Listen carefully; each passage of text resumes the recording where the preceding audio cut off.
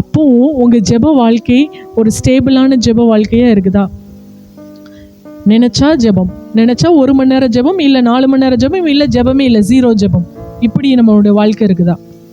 அசைகின்ற நாணலை போல, காத்தடிக்கிறது போல நம்ம ஜெப வாழ்க்கை, காத்தடிக்கிறது போல நம்ம விசுவாசம். சூழ்நிலைகள் எல்லாம் சாதகமாக இருக்கும்போது ஆண்டவரை நம்பி, ஆண்டவர் நீர் பெரியவர், அற்புதங்களை செய்கிறவர், சூழ்நிலை சாதகமாக இல்லை, காரியங்கள் கைகூடி வரலை, எல்லாம் நெகட்டிவான ஒரு ரெஸ்பான்ஸாக இருக்குது, அப்போ ஏன் செஞ்சீர் ஆண்டவர், ஏன் இப்படி அனுபவிச்சீர் ஆண்டவரே? நம்முடைய ஜெப வாழ்க்கை எப்படிப்பட்டதாக இருக்குது?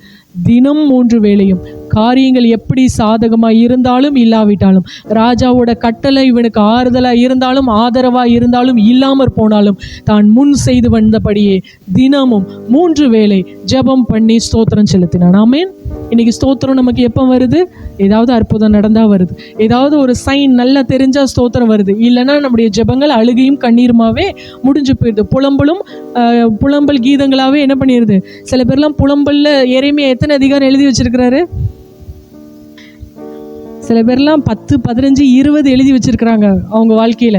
புலம்பல் எரேமியா எழுதின 5 தாண்டி 6வதுல இருந்து ஆரம்பிச்சு அவங்க ஜெப நேரங்கள் முழுக்க எப்படிதான் போயிட்டு இருக்கு? புலம்பல் கீதங்களா.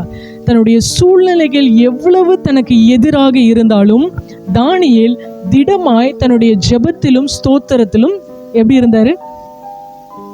உறுதியா இருந்தார். அவர் கான்ஸ்டன்டா இருந்தார். இது ஏன்னா என் சூழ்நிலைகள் இன்னைக்கு இப்படி இருக்கும், நாளைக்கு மேலே போகும், கீழே வரும், அப்படி.